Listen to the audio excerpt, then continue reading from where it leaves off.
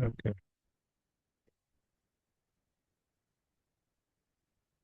Okay. This is again the Gemara Sotah, and it's the Gemara Sotah that actually was dealing at this point with um, the story of how the Jews crossed the river with Joshua, in the time of post Moshe. Moshe passes away, so the Gemara is really trying to examine how they passed over and exactly where did the stones come from that they carried, and how many stones were taken, what was the weight of the stones that they carried. So we're holding over here, it says, we'll just start a little back. It says, Rabbi Yehuda says as follow. Where are you? Okay, are you looking at the Talmud? Yeah. Okay, so you're on page 34a. Where is it, 34a? 34a, yeah. Okay, so scroll down till you'll see Rabbi Yehuda says, Abba Chalafta. You see it? No, Rashi, there you go. Okay. You got it? Yeah. Okay, so you found it? No. So it's Go all the way down. I mean, it's not all the way down. Down. Thank you. Okay, so Rabbi Yehuda says, so we're mid story. The focus is we're trying to get to the spies. So the how do we get to the spies? We get to the spies because we're discussing with Rosh Hashiva. We're discussing the stones that were taken from the bed of the Jordan River, and unlike maybe what conventional wisdom is, that we think that it's being taken by the tribes, it was taken by 12 people representing the tribes. So that means one person carried a stone for each tribe. Why? Okay. Because they were gonna set up a monument both by the Jordan River and later when they go to Har Gerizim, when they do the curses and the blessings. Mm-hmm. So to a testimony for future generations, for the nations to know about the Torah and the covenant of Torah. Okay. So why they have to take it from the bed of the Jordan River is a good question, but it was also testimony to the miracle of the splitting of the Jordan River, because the Jordan River evidently we have to assume was not the river we know it as today, because the river as we know today is not such. It's not. I mean, when the Arabs were crossing over from 6-Day War, they were running across the river also. So I don't know if it's, if you could say that is. We have to assume it was a larger river. It was wider. That would make sense. There was no one stealing from the banyas, and there was no other reasons why the water shouldn't be flowing properly.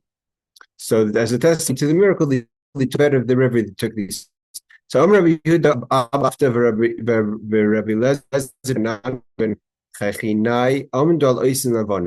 these group of rabbis found these stones. You have to remember how many years we're talking about. 3, 4, 8. So we're talking about 1,000 years after the incident happened, after the miracle happened, because these are rabbis that are post second temple destruction, as when Joshua entered the land. So you have the time of the judges, the time of the first temple, second temple, and the exiles, etc. So they found these stones, and they measured them, and they said, "Kol achas va'achas shkula ka'arbaim sa." Each one of these stones weighs about arbaim sa. We're going to see. I think Rabbi Steinzal says it's about 400 kilos. So 400 kilos is close to 1,000 pounds. So even our strong Giborim of today are not carrying stones of 1,000 pounds alone. Ugmiri de teuna de midli inshi le kasfei tilsa de teunehave. And we have a tradition that the load one can carry on his shoulders is 1/3 of the load if he carries with 2 people. It means and this is how we get to the spies. If 2 people were to carry the stones, and it's 400 kilos per stone, so then how large would the stone be able to be? Quick math, people. 400 divided by 12, right? No, if 2 people could carry, if one person only carries 1/3 of the weight of what 2 people could carry. So if 2 people were to carry the stones, how heavy would the stones be? 1,200 kilos, I would assume. Right? So each each person takes 1/3 is 400 kilos. So if they would have taken 2 stones, so 2 people with 1 stone, and they were able to take max of their strength, they'd be able to carry a stone weighing as much as 1,200 kilos. Okay, based on this, the Gemara is going to jump forward and say, Mikan, from here we say, Atim Mechashev Eshkol, the grape cluster that the Jewish people carried in the desert, Shenemar Vaisou Bamoit B'Shnayim, that they carried it on a moat, they carried it on a pole. Two people carried a pole. We can see it wasn't two people, it's not more than two people, but two people. If you just take the literal translation of the verse, two people carried the eshkol, the grape cluster. So how heavy could the grape cluster have been? 1,200 kilos. Because two people, if one person carries 400 kilos, 440 sa, then they'd be able to carry 120 sa. So now he says, the very fact, now the Gemara's question, 1 second. Why does the pasuk have to tell us that when the spies carried the grapes, they carried on a pole with two people? If it was carried by a pole, obviously it was carried by two people. That's the whole point of a pole, is that two people could hold it on each side of the pole. So why does the pasuk have to tell us that two people carried the pole? If one person could carry it, then they would just say one person carried it. Why does it have to say a moat, a pole? Ma tamud lo mishnayim. So why does it have to say two people carried it on a pole? To teach us b'shtei moites, that there wasn't one pole. The cluster was with two poles. Now, Rashi says, and there's an argument between Rashi and Tosfos and Rabbeinu Chananel, exactly how it was. It wasn't even two poles, it was four poles. So 8 spies carried, each pole needed 2 people. So if it's 4 poles, it had 8 people.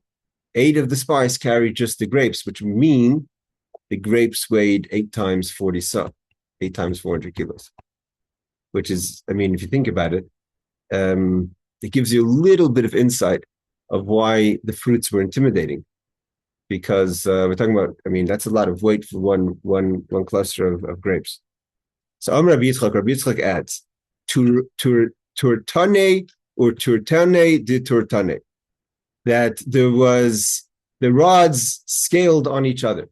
So according to Rashi, what they did was they had we're saying that there's not just two, there's 4 poles.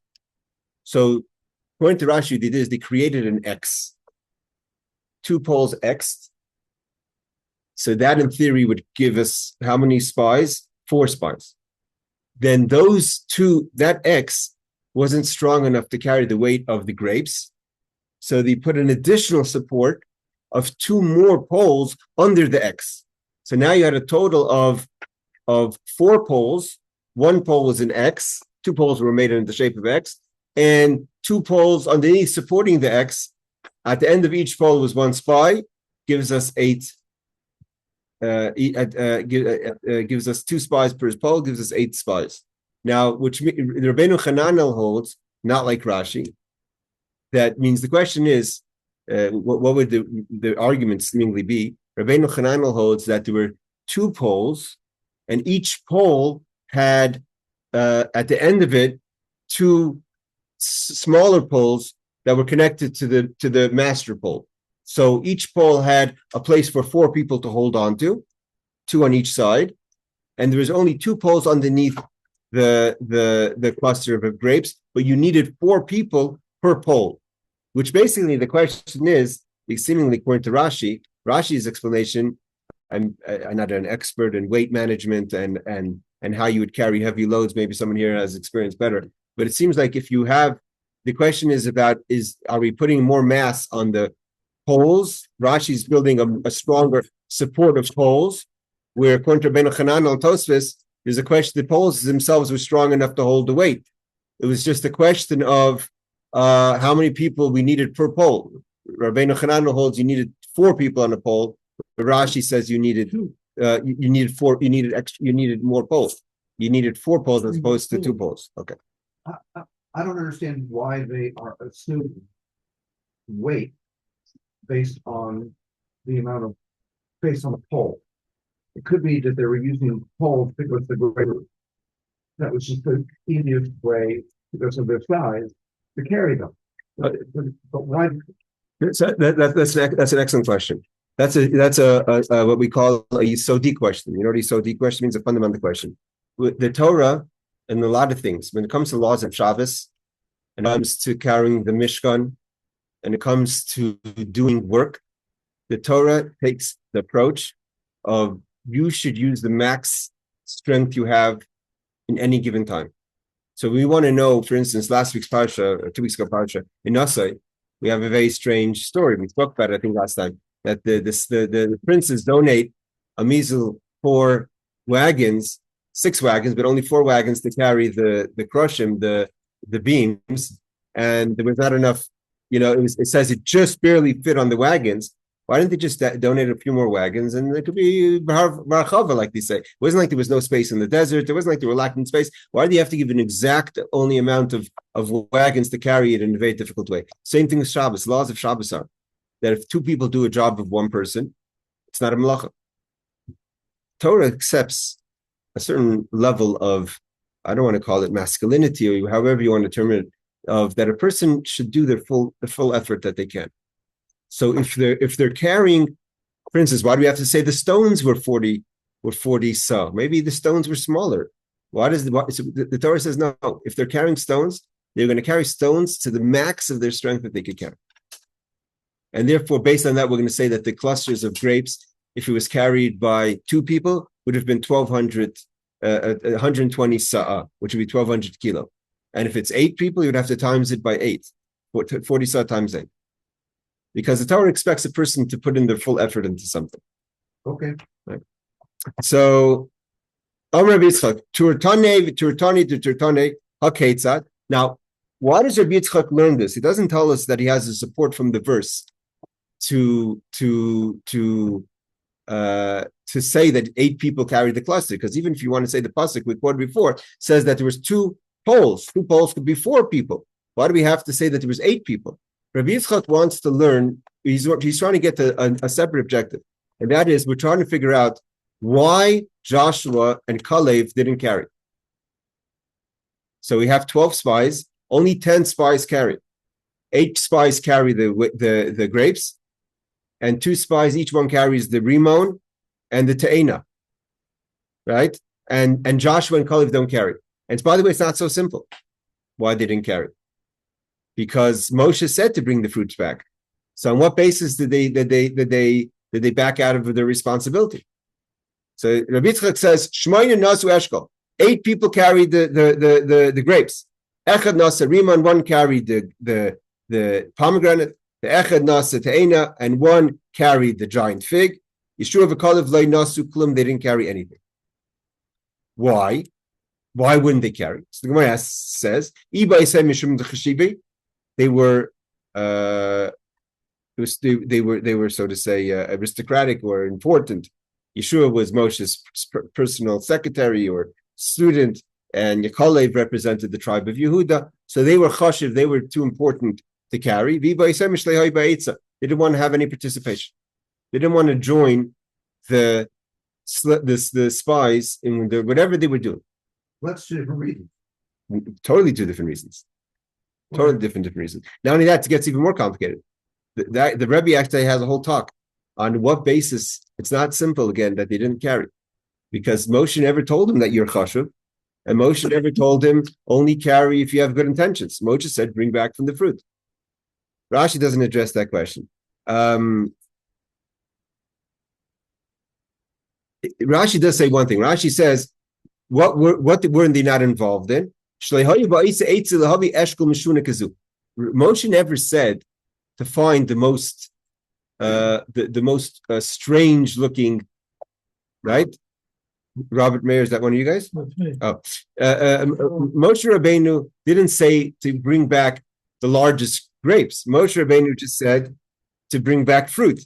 When the spies were looking to bring these huge fruits, a rimon that took 1 person, a te'ena that took 1 person, a grapes that took 8 people, they said, we don't want to have anything to do with this. I don't like where this is going. So Rashi says, because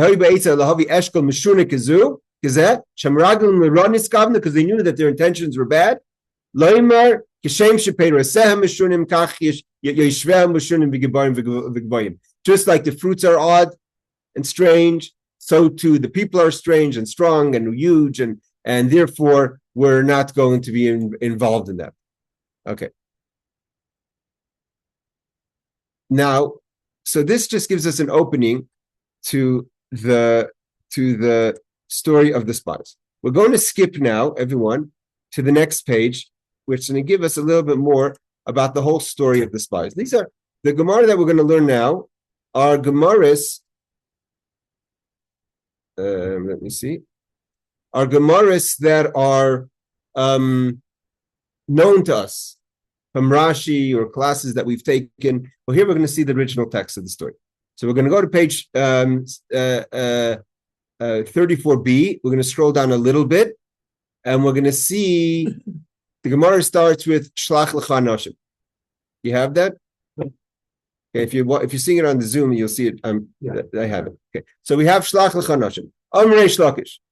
Reish Lakish teaches us as follows: Shlach L'cha, God tells Moshe, you should send for yourself. Midaitcha, it's up to you. You could decide if you think you need spies. Because when a person choose a bad portion for themselves, God knows that this is not going to work out. He would never suggest to take a spy, to send spies. He leaves it up to Moshe's discretion. He'll decide if they take spies. And this is what the verse teaches us, that later Moshe tells over the story of the spies. And in Devarim, it made sense to me to do it. Reish Lakish says, only in my eyes, God never told me to do it. So here Moshe clearly doesn't place the blame on Hashem for sending the spies. Now, why did Moshe agree to send the spies if God didn't tell him to? I mean, if God says to someone, I'm not telling you to do it, you should do it, Moshe should have taken the safe path, which would be the path that says no, we're not doing spies, we're not sending spies. And even think about it on a basic level. The Jewish people created they lost their momentum, because last week's Parshah, the Jewish people moved for the first time from Har Sinai, and they go to Midbar Paran, and they get ready to go to Eretz Yisrael. And now, even if the spies would come back with a positive report, it was 40 days. They came back on Tishba. So now they pushed off their entering the land for another 40 days. So again, they were like, we all know we're in a situation now in the Middle East, that the Middle East, one of the rules in the Middle East is, if you have something to do it. Don't delay. Delay doesn't work in this country, in this part of the world. So the Jewish people were ready to go into the land. They should have just went into the land. Why would they wait 40 days with spies? Moshe Rabbeinu also why would he suggest spies? One of the answers given is that Moshe Rabbeinu wanted them to call it off. He figured that if they would agree, Rashi says, then he would see that he has nothing to hide. And if he has nothing to hide, then he'd say, okay, if he's not scared, then let's just never mind the spies and let's just go into the land. But no, they said we want the spies. So now the Gemara continues. V'yachbru lanu es ha'aretz. That they may search the land for us. That means the Jewish people wanted them to search the land for us. Reb Chia the son of Ava says, Meraglim lo niskavlu ela levoisha shel Eretz Yisrael. The spies went initially with the intention to shame Eretz Yisrael. By the way, you have to know that I once went on a shlichus for my grandfather. I think I told this to you guys once. I went on a shlichus my grandfather to the Amshnev Rebbe, and there was I told you guys that about Amshnev Rebbe, and he wanted to know about making an investment. It was many years ago, making an investment in Sfas, about 20 years ago, investment in Sfas. And so he wanted to ask the opinion of the Amshnev Rebbe. The Amshnev Rebbe didn't think it was an investment for him to make, but he didn't want to say anything negative about Eretz Yisrael. Because you have to be very careful if you talk about Shnar about Eretz Yisrael. So he told me, he says, tell your grandfather that it's always an amazing mitzvah to invest in Eretz Yisrael, but you shouldn't invest for the purpose of making a return. Which is a nice way of saying that, you should, it's not going to make it. Possibly it would have made a return. I think now it's Tzvas grew a lot. He wanted his idea of making 3-bedroom apartments versus 2-bedroom apartments. Whatever it is, he didn't feel this was an investment for him. But they came specifically Levaishas Eretz Yisrael, to shame Eretz Yisrael. How do we know that they were looking to shame Eretz Yisrael? So it says that they should seek out the land. They should search out the land. and when it talks in Isaiah and Yeshaya about the end of days when there's going to be the shame of the moon and the sun, it also uses the word chafra halavana. Chafra is a expression of shame or embarrassment. And the sun will be shamed. So we see the word chafra, vayachru, the root of the word, could also mean to shame. So their intention was they wanted to shame Eretz Yisrael. They didn't want to go into Eretz Yisrael. Now we've all been by many classes, heard many lessons why the spies didn't want to go to Eretz Yisrael and why the Jews people were concerned to go to Israel. But here we want to look at just about the Gemara, that it's embarrassing for the moon. It's a pasuk in Yeshua. No, that's just a part of the pasuk. That's just the continuation. Chafra l'levana and busha hachama. Well, in English he translates embarrassed and shame. There's an embarrassing shame.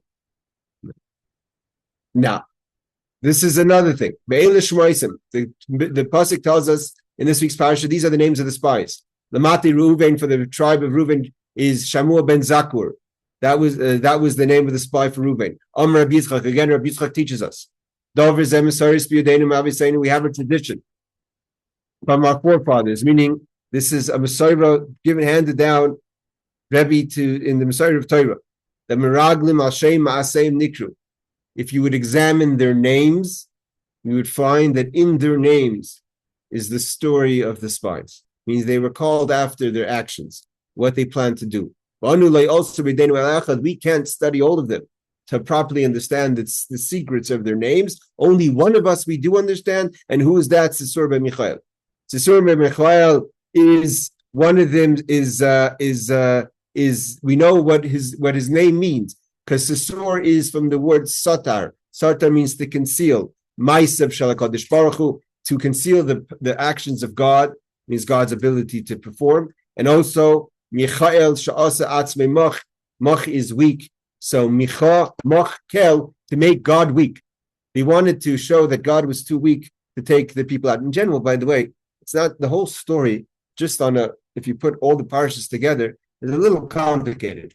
Because one of the things that Moshe Rabbeinu says, and Rashi brings it down, is that Moshe Rabbeinu says to God that you're able to take the Jews out of Egypt, but you couldn't take the Jews into Israel.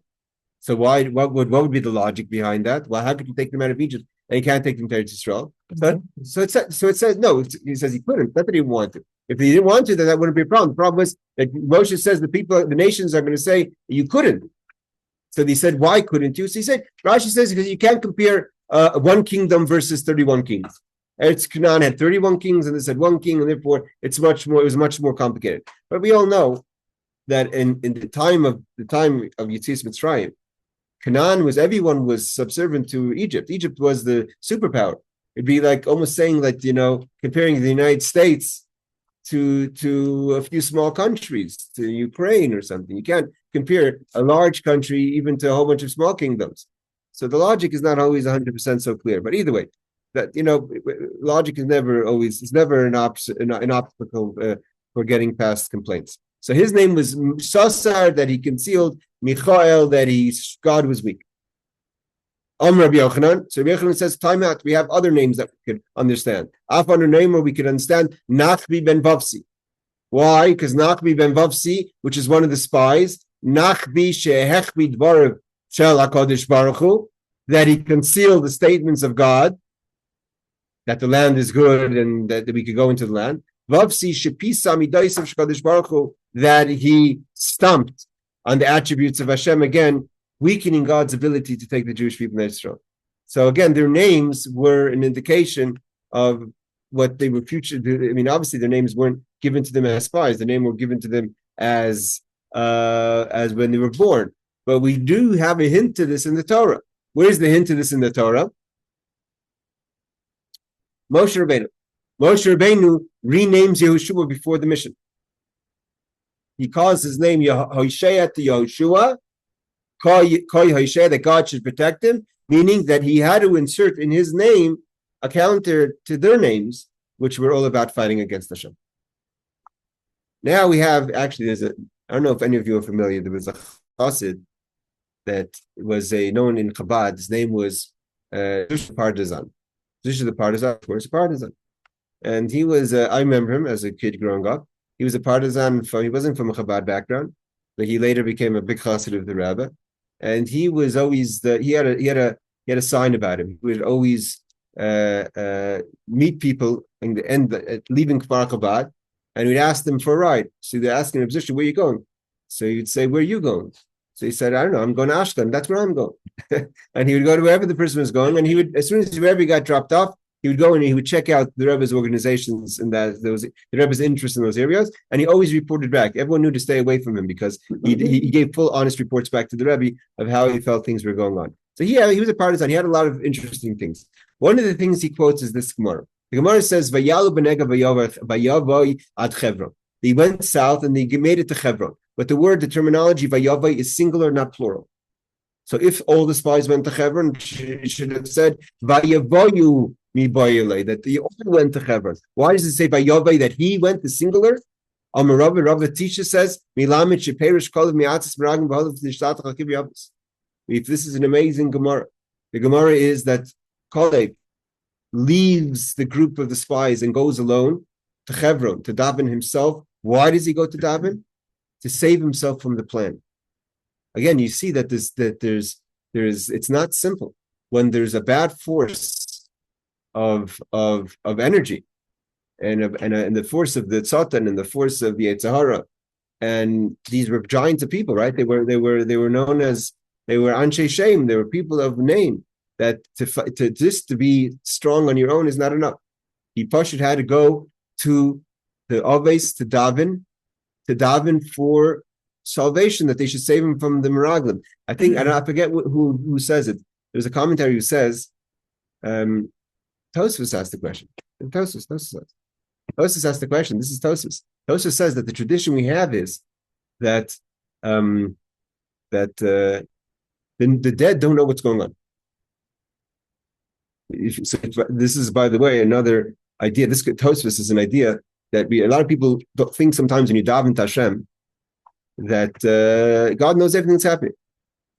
The rule of thumb always is you have to articulate to God, to a tzaddik, to a kever.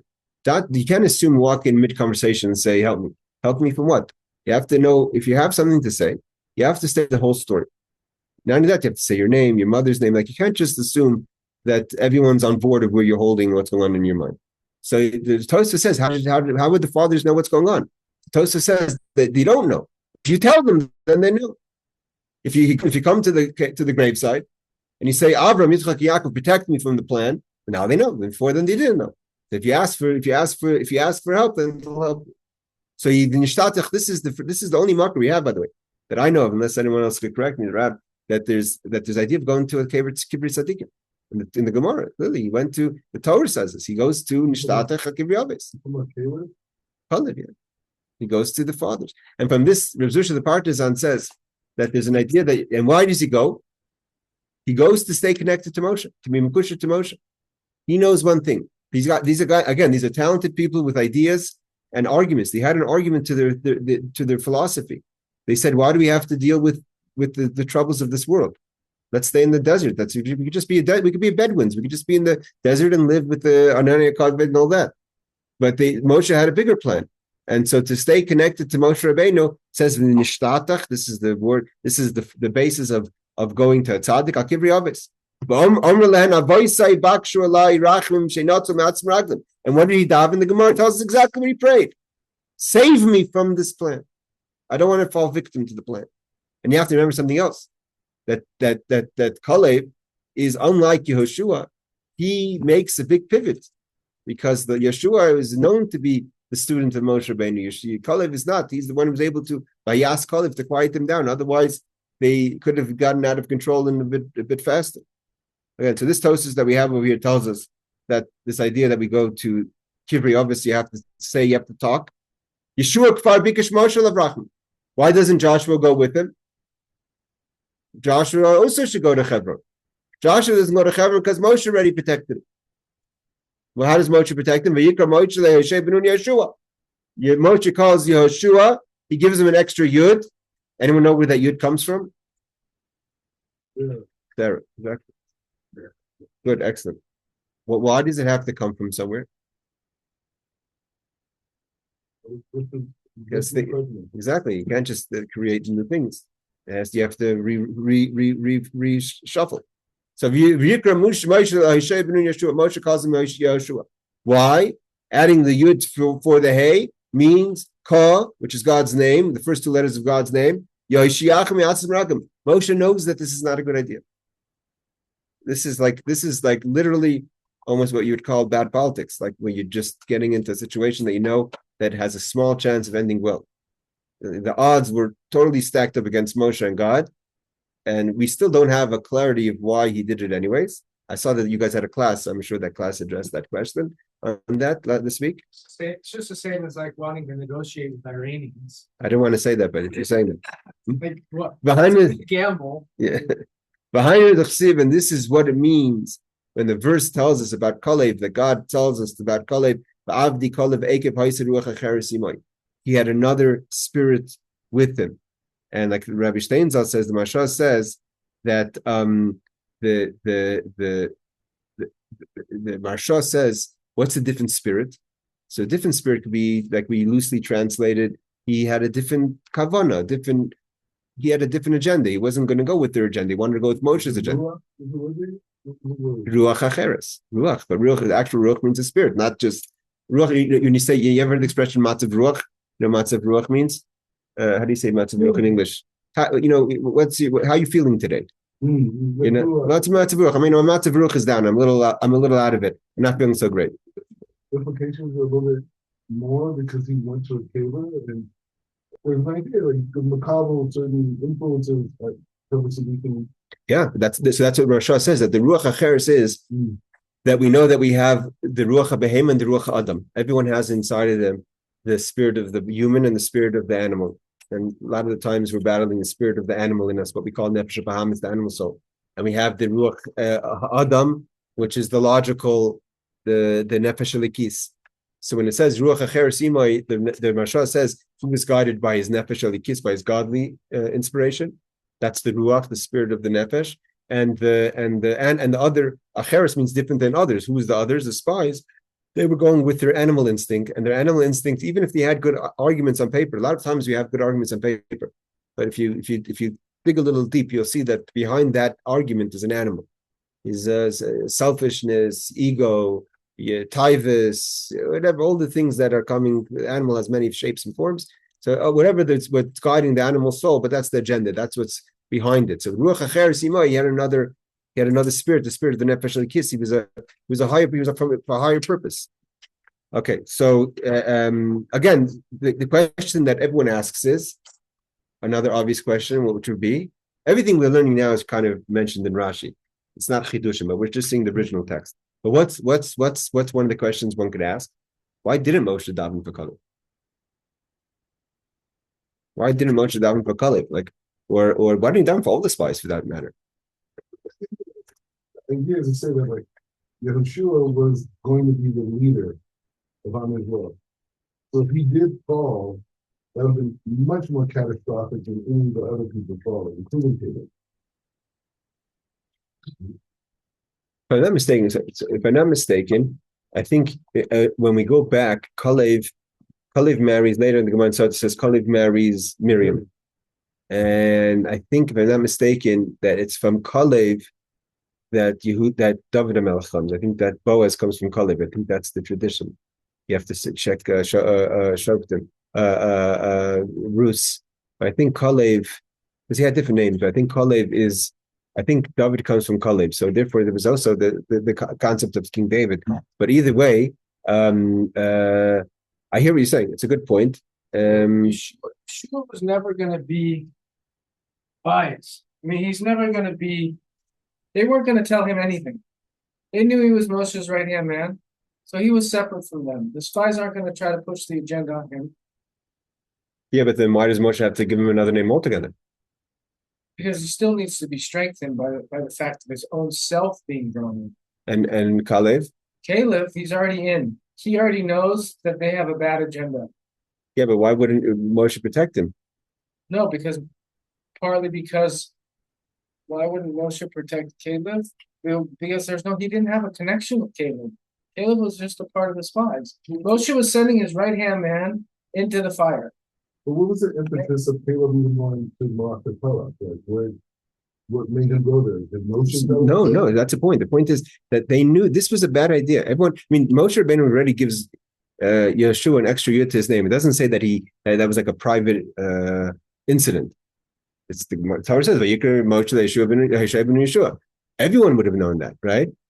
So everyone knows that it's literally, this is like, it's like you're signing off. This is like bungee jumping. It's like you're signing off your life knowing this is a wild sport. This is something that could go really wrong. There was a lot of indications this was not going to end well.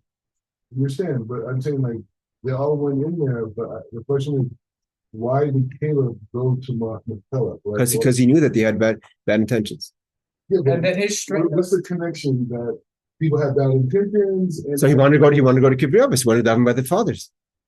Fathers and mothers, that they should protect him.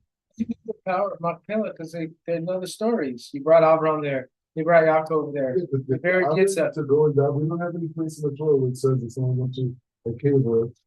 You're right. This is the initial source. This is the source. Okay, so but where did where did he get it from? Yeah, so that's a good thing. By the way, sometimes the chap is to get it. Sometimes the chap is to know what to do in a situation. I always say my grandmother, Olav Shalom, survived the war. She was 17 years old. She missed the train, and her parents and where she was going and where she was coming from were all taken to the camps in one big swoop in Romania. And because she missed the train, she missed the roundup.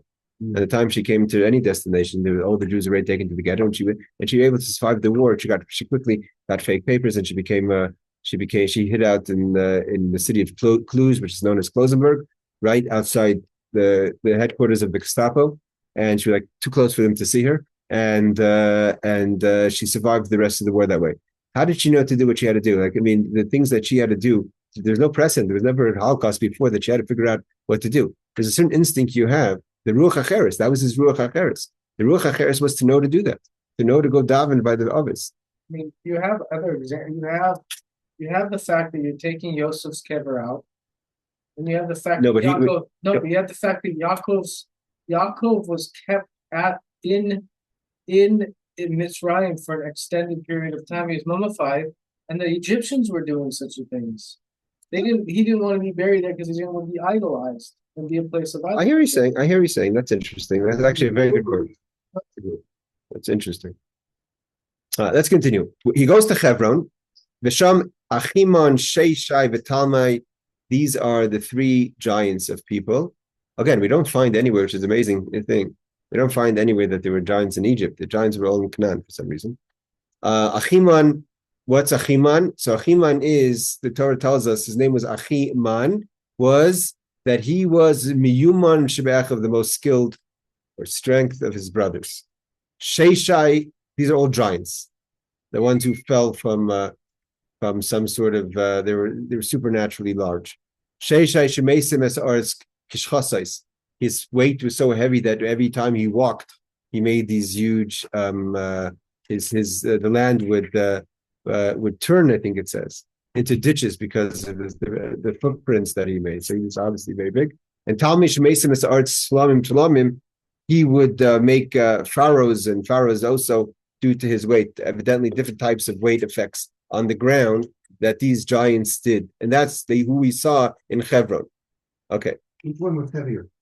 That's between the bottom two. Yeah, I don't know. The ditches harder to make than furrows.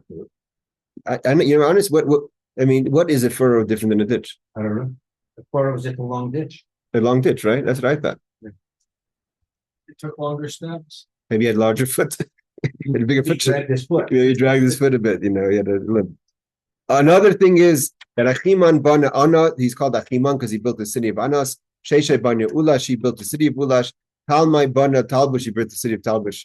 Yelidi Hanak, they were the children of giants. Shemanikin Chama Bekaimasam, they silenced the, so to say, they were the sun like a necklace. They were so high, when people looked at them, like, you look at the sun, it looks like a ring. So it looked like the sun was around their neck. That's how tall they were.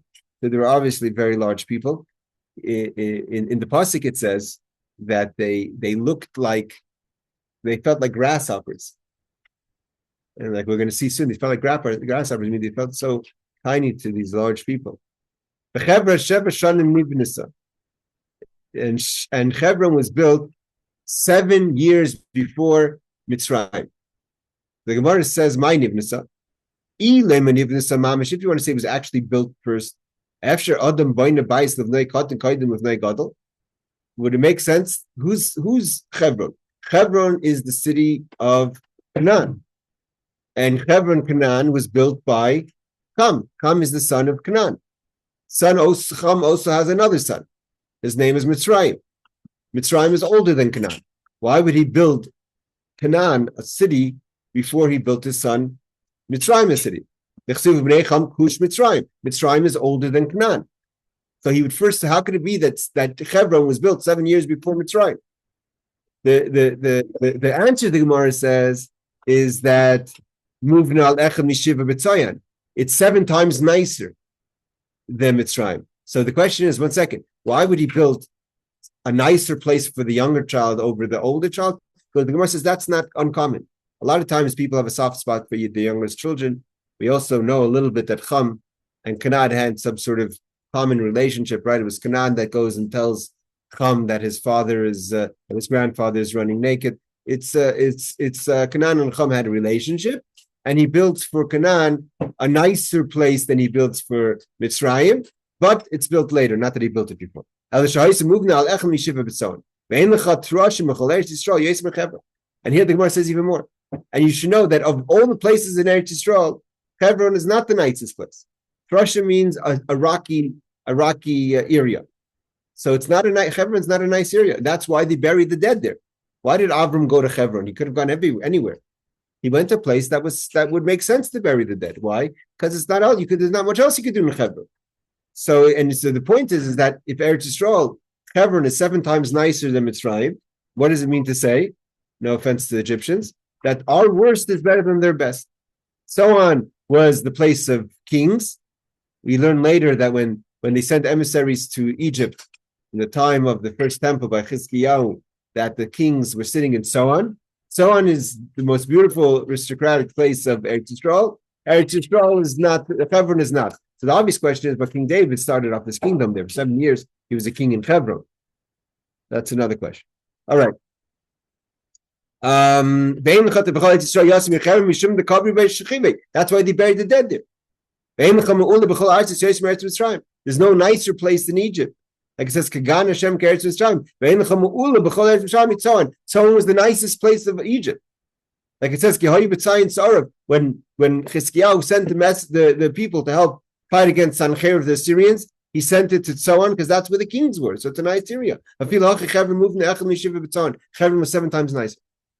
Okay, the Hebron we may not. I think this is not the Hebron that we know, because it's not necessarily. We're not talking about the beauty, of course, of the kedusha. We're talking about just also the fact the actual place is a beautiful place. Hebron is nice, but is it one of the 7 nicest places of the world? The kedusha or the beauty or the physical beauty? That's good. That's good. Good answer. Excellent answer. All right. We have one more minute, then you have to go to Mordechai here. Hebron Trashim Havas. Gemara just asked the question: was Hebron truly a place of stones? That Avshalom was going to go find his animals, his goats and sheep at Hebron. So how could you say it was only stony? He went to go bring special sheep from Hebron, like it learns Elim Imoyev. If you want special rams for carbon, go to Moab. I don't know how true Moab is today, somewhere in Jordan. Or Kvasim in Hebron, or Kvasim you could get in Hebron, good sheep. So I did the Klisha Ara of the Rai V'Sham Kinyana. The Gemara says on the contrary, because it wasn't good enough for anything else, only you had in between the rocks, it has some good grass. That's why you leave the goats there, the sheep there, because you can't really plant over there, but the sheep, it's good for them. They could get enough grain, enough produce to be good for a carbon, right? The Gemara continues and continues telling us the story. Everyone could read it on their own. We have the English translation here as well from Rabbi Steinsaltz, where goes on to the story of the spy and the punishment of the spy, and what's